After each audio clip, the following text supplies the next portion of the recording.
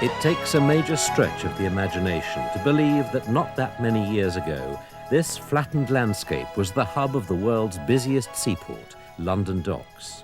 The once bustling quaysides are now deserted. Through decades, those hefty bollards secured thousands of ships. Now they might just find use as a seat for the occasional nostalgic visitor. The great lock through which the constant stream of ships entered the docks is wedged closed and redundant. The faithful and mighty cranes stand lifeless on the windy landscape, monuments of a great era. The industry may have died, but memories of the docks are still very much alive in the minds of those whose livelihoods depended on this great shipping centre. George Shaw, OBE, was dockside manager here for one of the world's leading shipping lines, the New Zealand and Federal Steamship Company. Well, Anna, 30 years ago I used to sit on this bollard, and if anybody had told me then that I would be watching an aircraft taking off from an international airport, I would have thought they were crazy. To think this was one of the busiest seaports in the world. Now, who would have believed it? What, here? Right here, where we're sitting. They used to have the ropes, the mooring ropes from the ships were taken down here, and there would be the ship here, and out there would be barges, and there were sheds, and there were hundreds of people around here. Pick a day like today, there'd be ships coming along to berth to start discharging cargo. There'd be one down there which was sailing maybe to South Africa, South America. Did it used to be really foggy? Oh, fogs, they were the most awful things we used to have here. In fact, it used to bring shipping to a halt. They couldn't move on the river to come up and dock because they hadn't got the sophisticated radar they had. So they used to have to anchor down off Southend and wait for the fog to clear. The ships in the dock couldn't sail, so everybody used to be hanging about, hoping for it to clear. And people had to be very careful when they came to join their ships because you could easily fall into the water here. The activity was absolutely immense, but now all we can see is one aeroplane.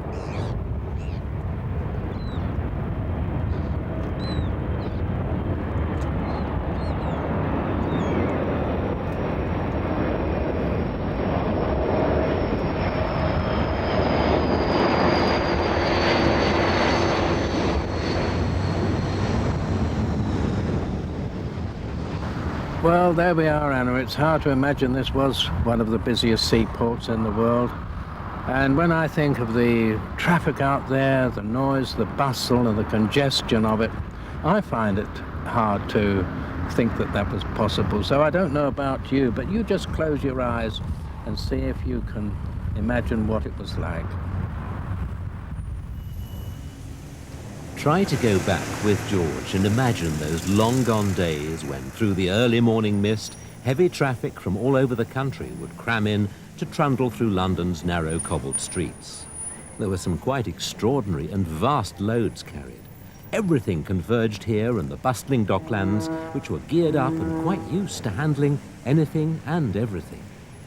Special Port of London Authority trains would deliver countless wagons of freight destined for export to all corners of the globe. And this walled city within the city was a notorious centre of crime.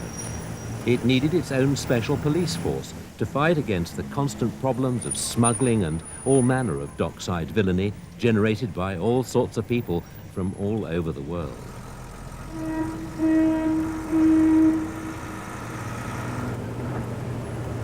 To the outsider, though, this was a mighty and fascinating hive of industry. The gigantic loads swinging on the cranes, a constant buzz of activity with everyone working to some precise schedule to make sure that these anonymous crates and containers would be loaded into the right hold to travel thousands of miles to some remote destination. There was always a majestic panorama of ships of all shapes and sizes arrayed bow to stern for as far as the eye could see.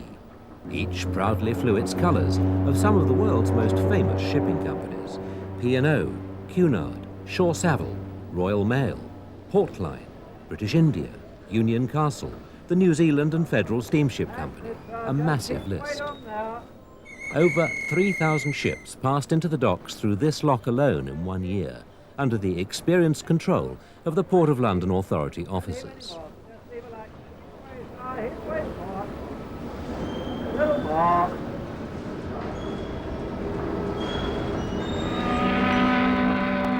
Maintaining an operation like this, round the clock and nearly every day of the year, demanded meticulous planning and rigorous organization.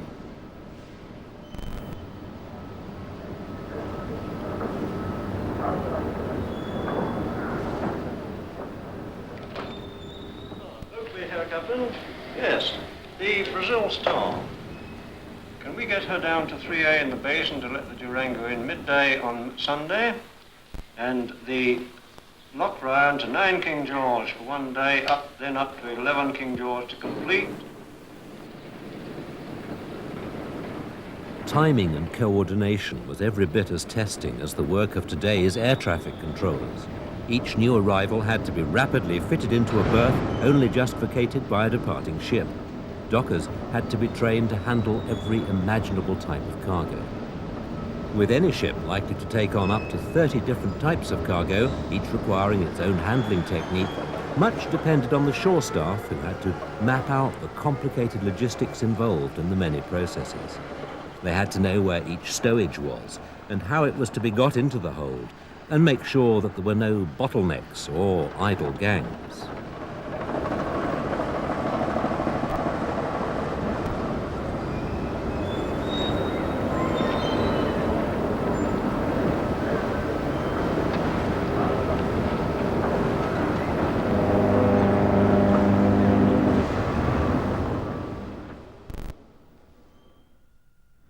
But London had its rivals. The great seaport of Liverpool was another magnet for cargo liners of the world. Here, the New Zealand shipping company's Otaio is taking on her cargo of valuable made-in-Britain exports for delivery on a round-the-world voyage.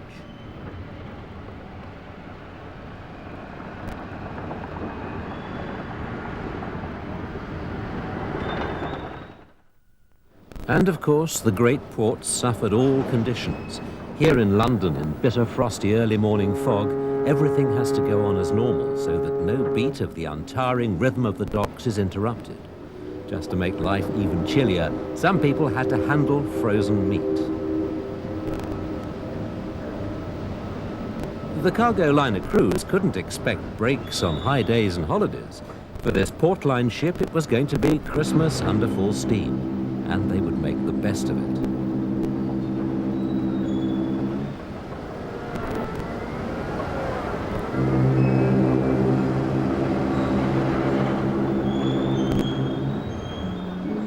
The perishable cargoes came up from deep inside the refrigerated holds to be put onto barges which would take them further upriver to huge warehouses. Shore Savil's Dominion Monarch gets some masthead decoration while the handling is speeded up so that she can sail before the Christmas holiday.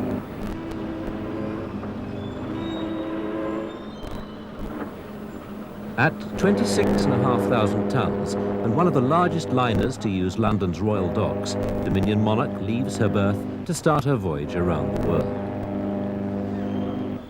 In a steady stream, carefully attended by the busy tugs, ship after ship slip from their moorings.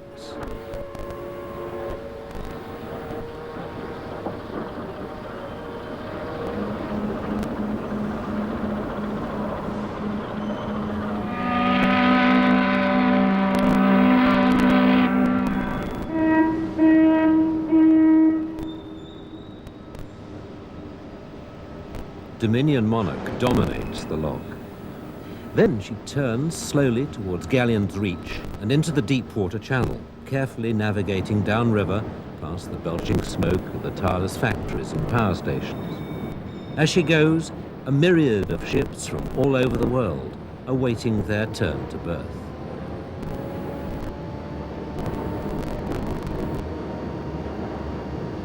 Waves in, calling Sun 16. Waves in, calling Sun 16. Over. Waves in, 16 answering, over. The Highland Princess is at the bottom of the Reach. Go up with her to King George Dock. Sun 17 will be the other tug with you. Got it all right? Over and down. Just what was it like to have sailed in those days on those beautiful ships? Where did they go and what were their missions? The Haparangi is bound for New Zealand.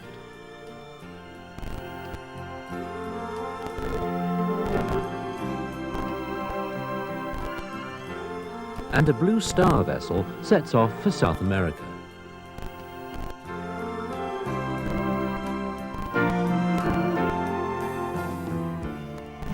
A federal cargo liner makes off to Australia. We're recreating the stories of these long-ago voyages with rare film of 4 of these ships taken during that era, piecing together a unique picture on board as they spanned the world.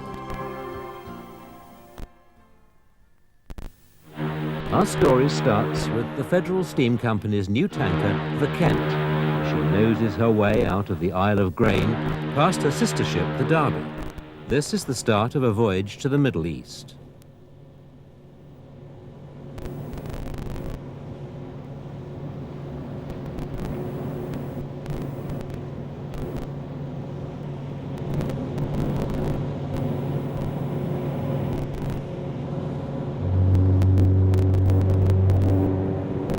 A cross-channel ferry from Calais speeds by, making her way into the shelter of Dover Harbour.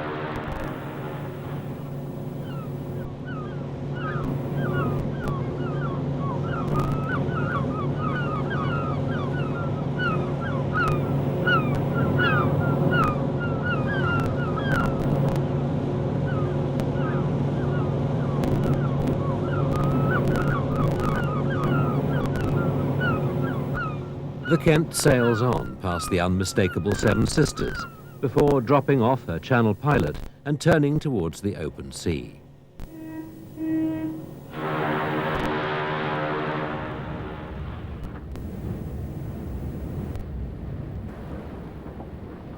Also outward bound is the New Zealand Shipping Company's refrigerated cargo cadet ship Otayo, on a similar course to the Kent, but this time out of Liverpool, on her way round the world.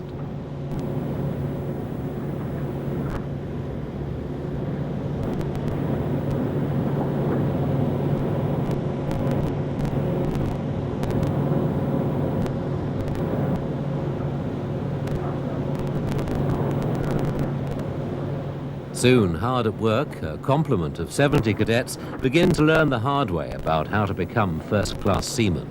Some of them will rise up to become deck or engineering officers, passing those skills on to other new cadets.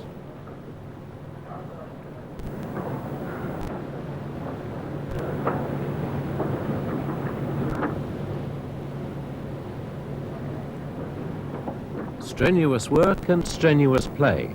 The young men need to keep very fit for their first long voyage.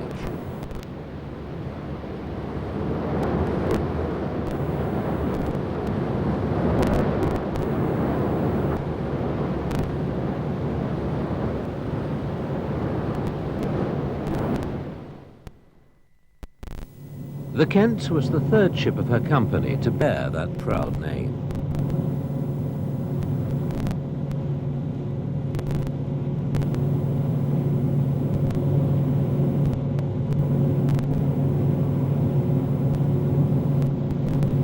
At over 31,000 tons, the Kent was built at the Clyde shipyards of John Brown & Co. and completed in December 1960. Her single-screw double-reduction geared turbines developed some 18,000 shp at her service speed of 16.5 knots. She would burn 116 tons of fuel oil a day, using 75 gallons to the nautical mile. That's less than 30 yards to the gallon.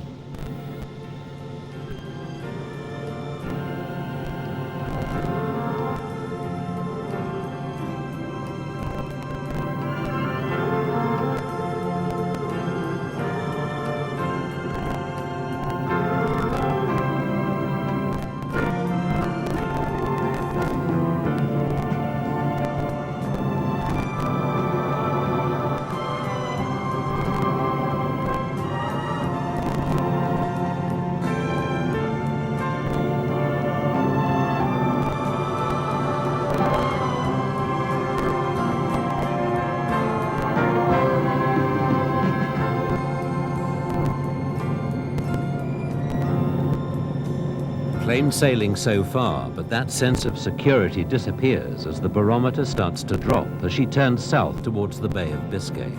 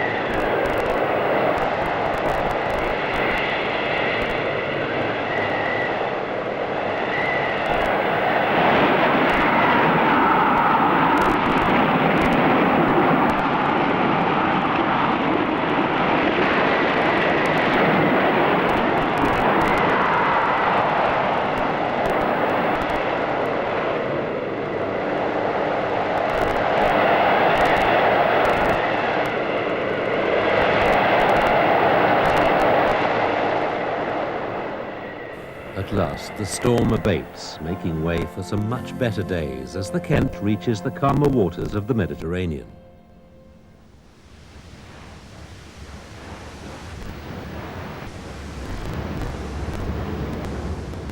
Now comes the routine of testing out the high-powered hoses used to flush out her cargo-carrying tanks, ready to take on some 40,000 tons of crude oil.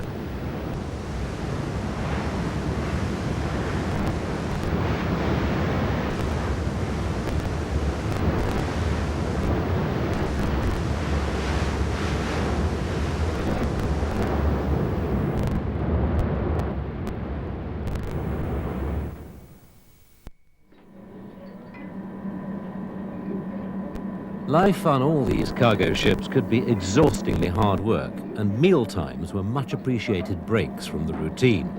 Here, the crew and the cadets on Atayo make short work of Cook's messroom catering.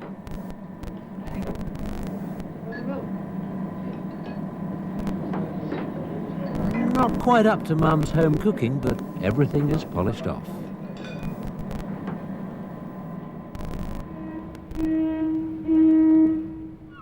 Atayo, on her Middle East run, reaches her first destination, Port Said. For many of those rookie cadets, this is their first sighting of a strange and distant land. But there's familiar company, with old friends from London lined up, waiting their turn to enter the Suez Canal.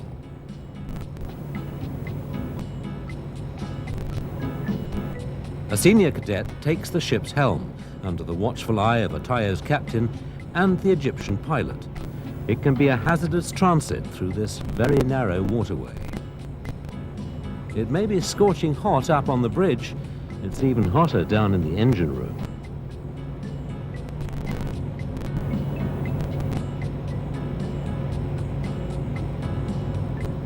After several hours of precise navigation, Atayo reaches the end of the canal and the Red Sea port of Aden. Here, the ship's engineers prepare to take on enough fuel oil to get her around the world. This will see her engines guzzle around 41 tons of oil every day, 25 gallons per nautical mile, one for every 80 yards she sails.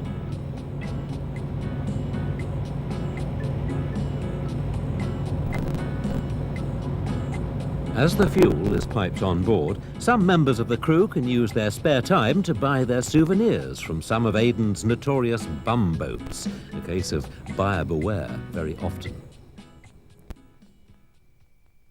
Catching up with the Kent's progress, she's not that far behind. Her crew are now in regulation whites as she sails deeper into the Med towards Suez. No pressures, so officers' wives take a dip in the ship's pool.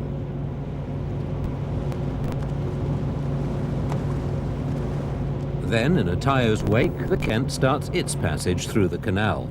When fully loaded, her deep draft forced her to keep to the deepest water, giving her even less room to maneuver in the narrow channel. Other ships from the UK took the westerly course to the Antipodes. Here, a Shaw Savile liner stops at Curacao in the Caribbean. Here, a Blue Star liner is in Cologne at the Caribbean end of Panama, ready to pass through the Panama Canal.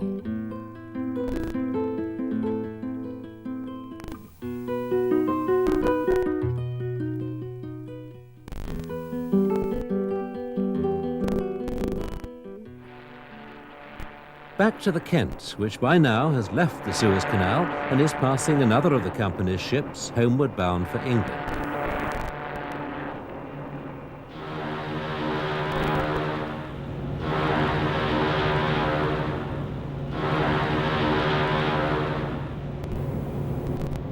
And the Otayo has reached the immense Indian Ocean. For crew and cadets, the program of maintaining the ship seems to be unending.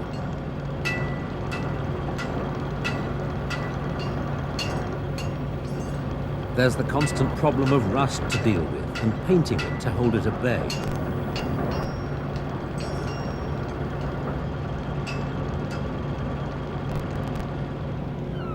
Four weeks after first setting sail from Liverpool, Otayo finally reaches Australia.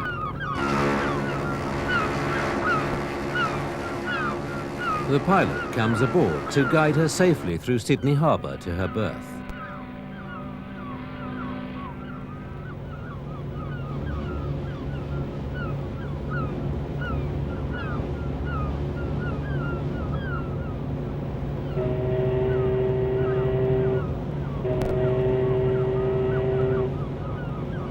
For the cadets, an exciting first glimpse of the legendary Harbour Bridge. But it's a short stop in Sydney. It isn't until Otayo gets to Auckland in New Zealand that her cadets get some well-earned and much-anticipated shore leave.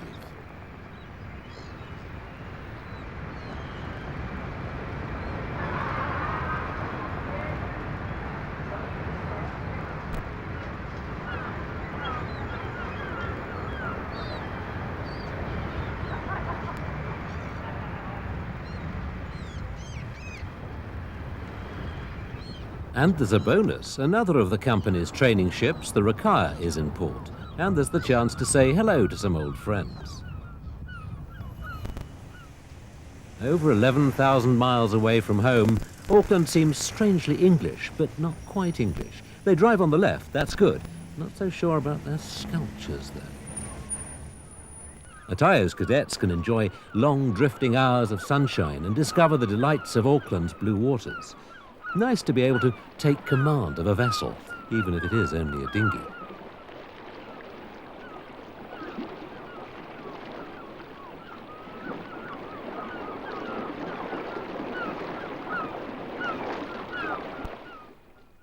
Another ship taking the westerly course out from England and around the world is Shaw Savills Northern Star.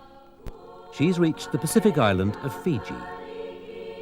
Going a little further south of Fiji, and we find the Federal steamship's Huntingdon. She's Auckland bound as well. Her skipper is Captain Jack Guyler.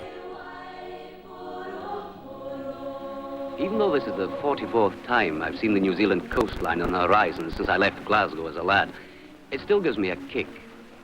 A lovely country. No wonder a quarter of our officers marry and make their homes there. Like myself one day.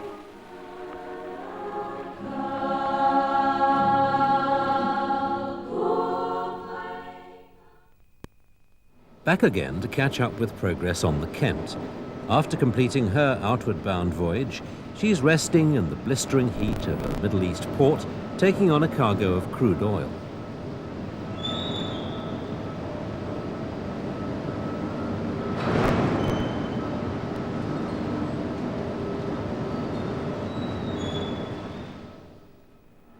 Meanwhile, other ships are having an extraordinary get-together. It seems very strange how many of these ships were all alongside one another in UK ports just a few weeks ago, loading up their cargoes.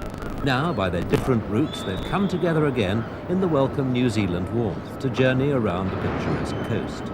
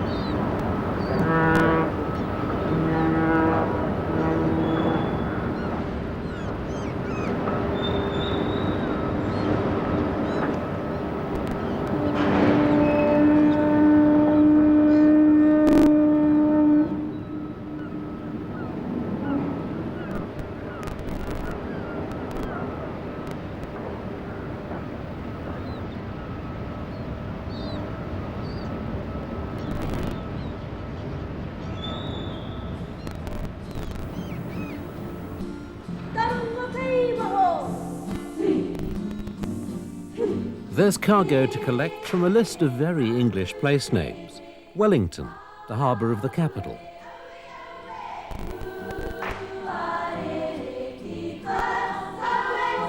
The deep sea harbour of Port Chalmers.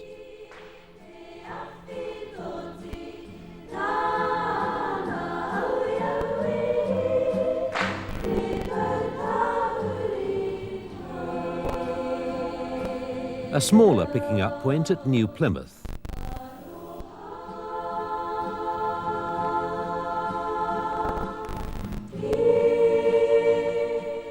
Nestling among the steep hills is Littleton, not far from Christchurch.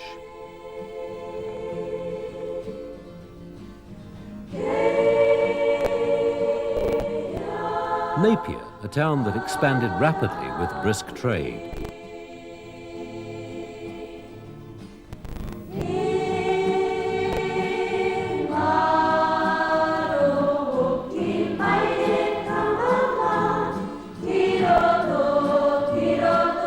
And finally back to Auckland again.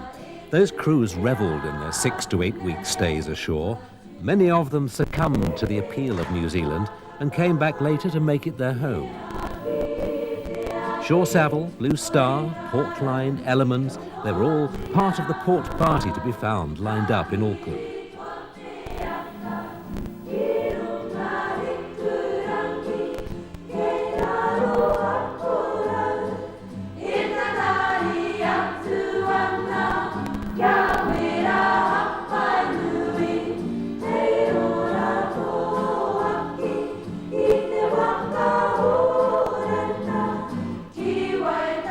Despite this happy environment, for Captain Guyler, Christmas was getting too close. He was very keen to set sail before the holidays closed down operations and left him stranded in port for weeks. His orders from London were to be at sea on the 23rd of December. It was already the 18th, and there was a lot more cargo still to load onto the Huntington.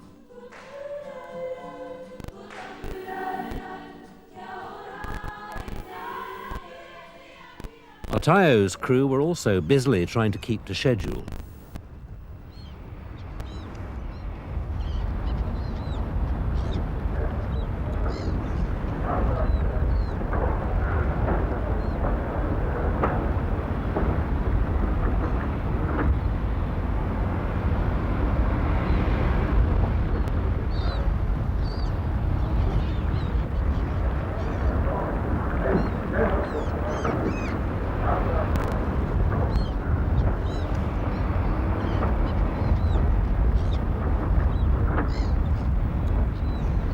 It was vital that the refrigerated cargo should be stored at exactly the right temperatures, and tests were taken.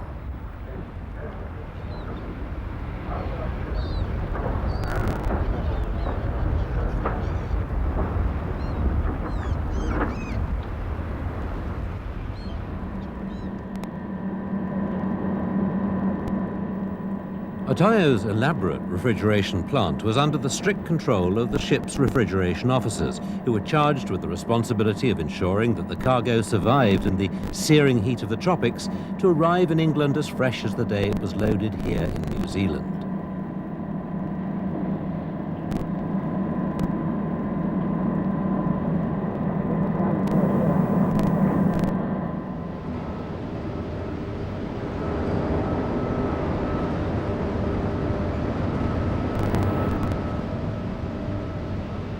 Things did go wrong on these long voyages with so much machinery and equipment on board.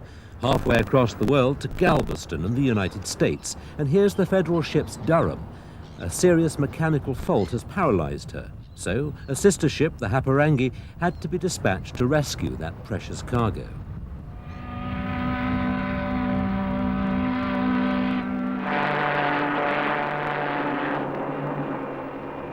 Meanwhile, the anxious Captain Guyler is hoping that the Huntington will be ready to sail.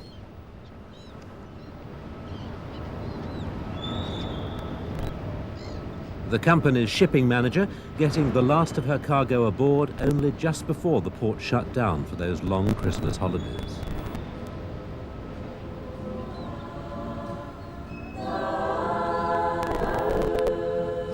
frantic dash with vital last-minute cargo, the Christmas tree for the mess and some goodies, the ones that didn't fall into the harbour. But happily, already well lashed to the mainmast, is the other tree, and Huntingdon finally leaves what has become a second home for Panama and then London.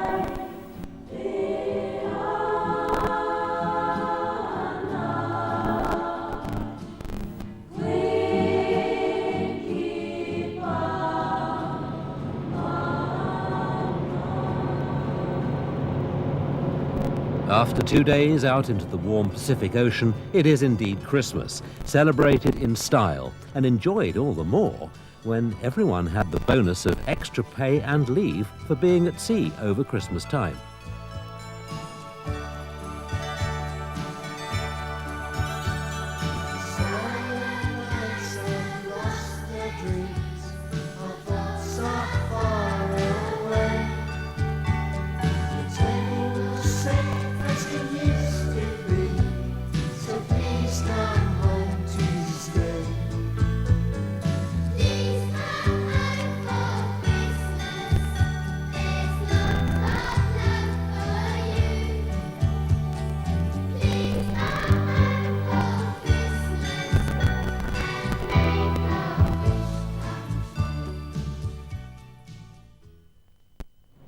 Otayo was on the move as well, making good headway across the Pacific to Panama. Service speed 17 knots from her 2 sets of Doxford engines, which could develop 12,400 shp. The cadets who wanted to become engineer officers had a lot to learn in the engine room. Alongside officers of the watch, they would go through the vital routines to check that everything was running smoothly.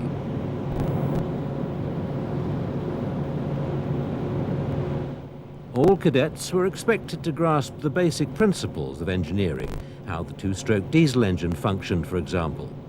This was very thorough training for what could become a lifelong career.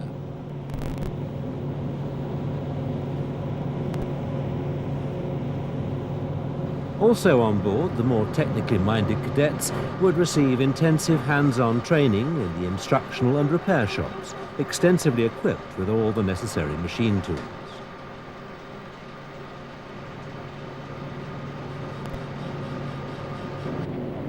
Cadets worked alongside the watch-keeping engineer officer, confronted by the mass of dials and instruments which constantly monitored the pulse of the ship. From all manner of meters and dials, they would have to learn healthy and unhealthy signs coming from the main and the refrigerating machinery rooms.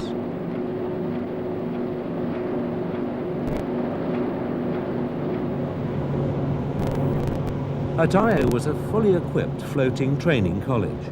Teenagers who might have found lessons boring in school had the gentle hum of the engines to remind them that while they were learning, they were going somewhere.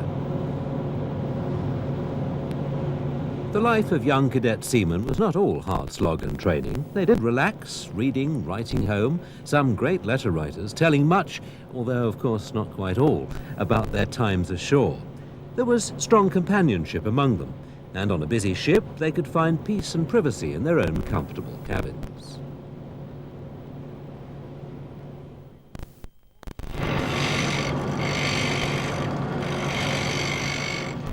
On Huntingdon, her crew had now recovered from their Christmas festivities and were back into the routine of that essential ship's maintenance.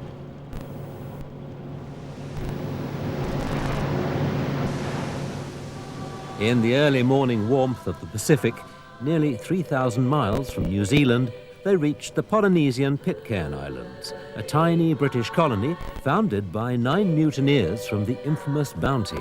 But this is not a rerun of what they did to Captain Bligh. Captain Guyler's very much in charge of lifeboat drill.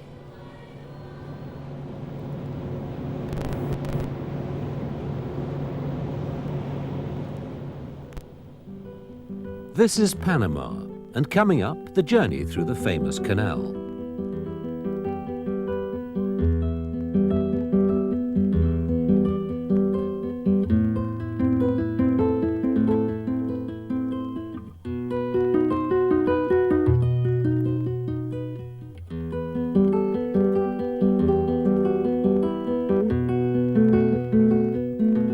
The passing through the Panama Canal is trying to cope with the sticky tropical humidity.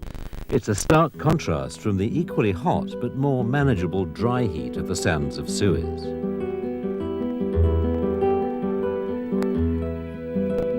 As Huntington negotiates the narrow waterway, Shaw Savills liner Southern Cross passes by on her world circuit.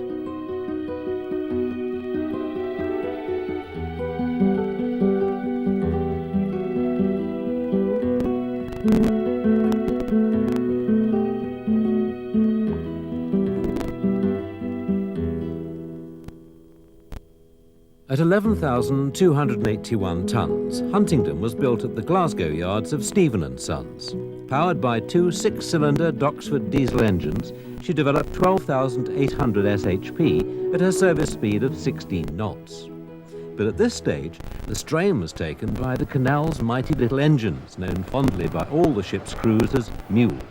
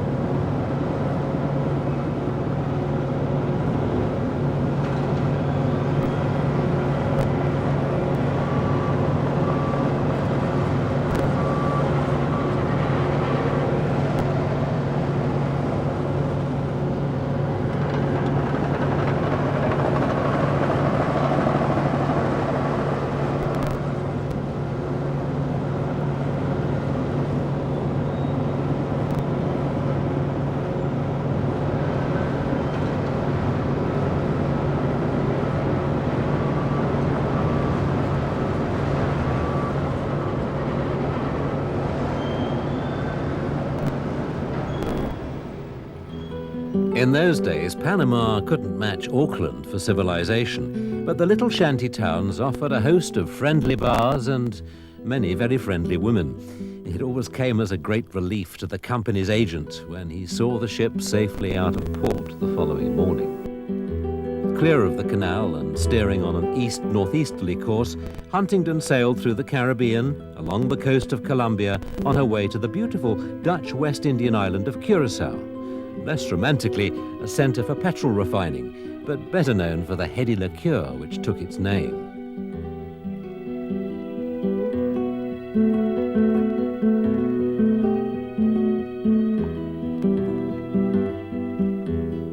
Pretty 18th century houses and other pretty sights.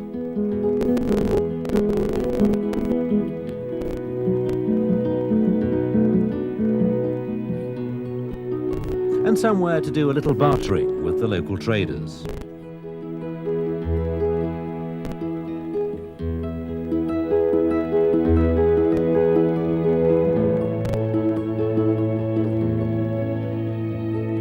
At Curacao, the ship would refuel, a very expensive operation. The Huntington's thirst was considerable, quaffing 46 tons of fuel oil a day, 28 gallons per nautical mile at her service speed of 16 knots, 72 yards to the gallon. But of course, a lot of that fuel was needed to keep the refrigeration generators going.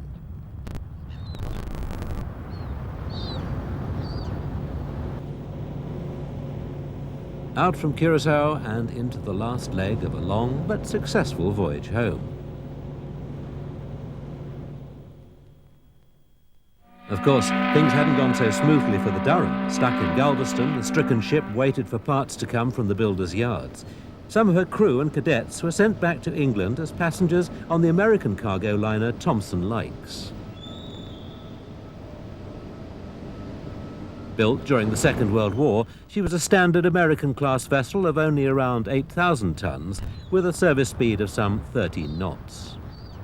This hiccup in the routine was a clear indication to the cadets that life at sea could be unpredictable. Mechanical breakdowns and other problems would upset timetables and lead to a lot of boring hanging about.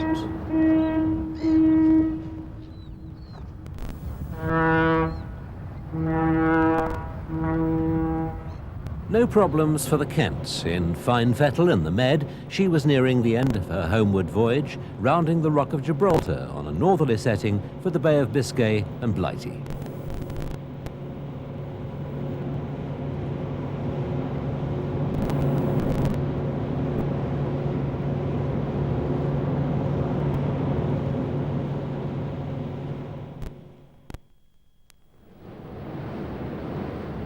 But winter storms in the Atlantic were starting to rage as the Thompson Like steered her course for Manchester, and the barometer was falling rapidly, spelling out the threat of even worse weather to come.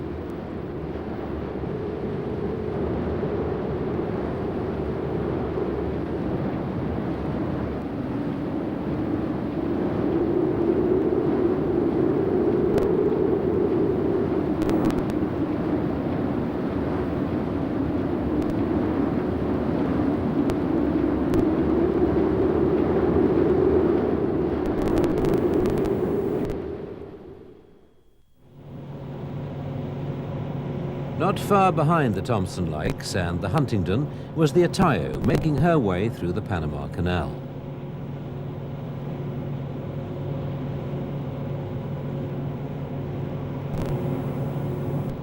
Out in the blue Caribbean, the deck cadets are helping the deck officers to fix the ship's position using the sun at midday.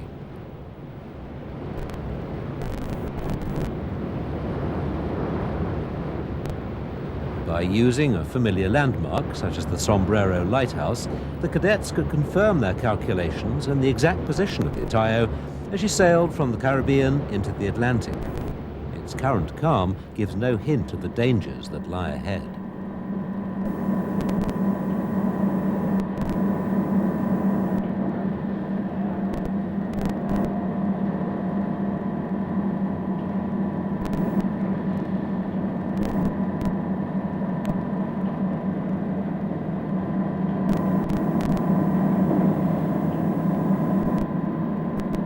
Suddenly, crew and cadets are put on full alert as the warning comes of a fierce, full-blown cyclone looming up.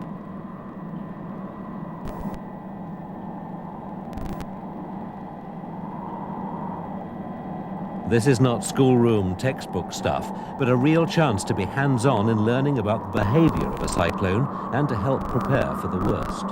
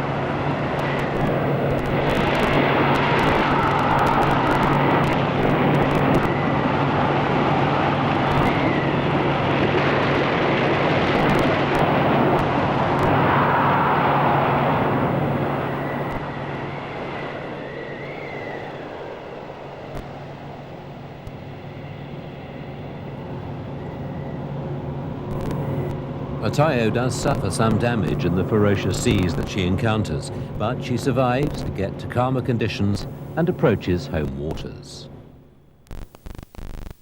The Thompson Likes has managed to miss the worst of the weather and has reached the entrance of the Manchester Ship Canal. There's no mistaking it. Smoky, grimy, but after all those problems in Galveston, what a welcome sight. After the expanses of the rough Atlantic, it's almost claustrophobic, all those other vessels waiting their turn.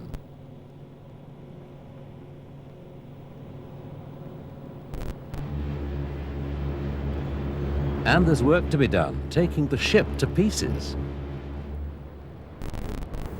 Her crew have to remove her mast tops and funnel so that she can get under the low bridges. Not like Suez or Panama, it's cold and grey, but it's a special canal because it leads home. The Manchester Ship Canal was opened in 1894. It runs for 36 miles, peanuts after the voyages of most of these ships.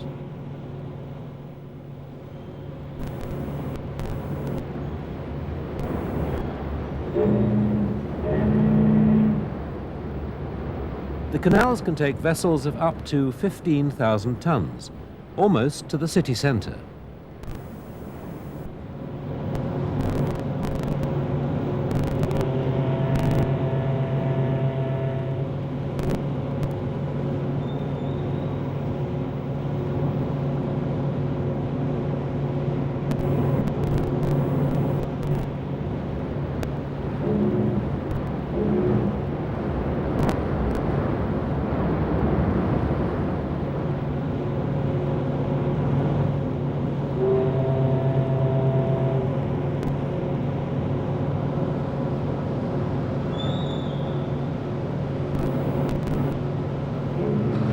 There's one of the low-slung reasons for shortening the masts and taking off the funnel. This obligatory keeping your head down changes ship's appearances completely. Another of the company's ships, the Sue Likes, is scarcely recognizable as she goes outward bound to the States.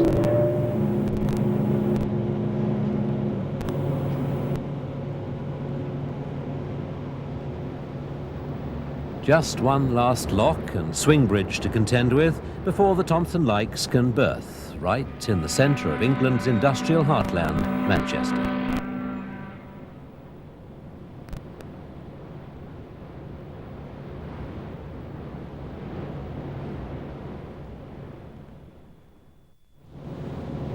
Relatively unscathed by the weather, the Huntington even gets a few more touches of paint so that she can look her best on her return to London.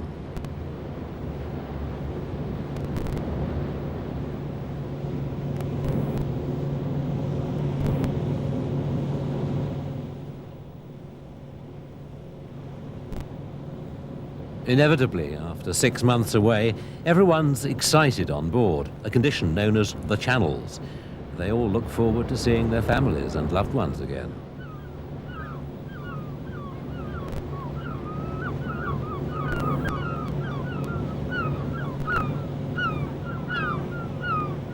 Inevitably, there's a little impatience in the misty English morning as the Huntington has to wait her turn in the queue for berths. As always, those friendly, dependable tugs are there to greet the weary travellers and guide them in.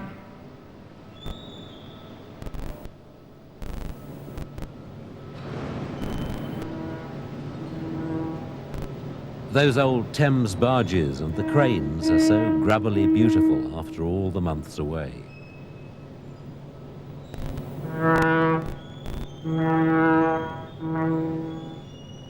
While in Liverpool, the pilot is waiting for Otayo. There's an end-of-voyage inspection by the managing director of the New Zealand Shipping Company, and all is correct. So no time is wasted in getting ashore to hurry home to family and friends.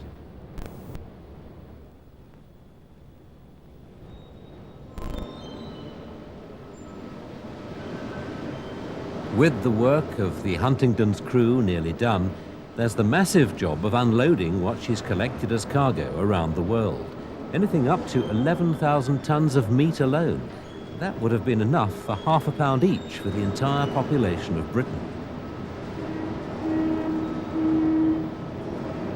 The crews have each covered well over 20,000 miles. As they take leave, their ships go into the hands of the skillful dock workers at the various great ports.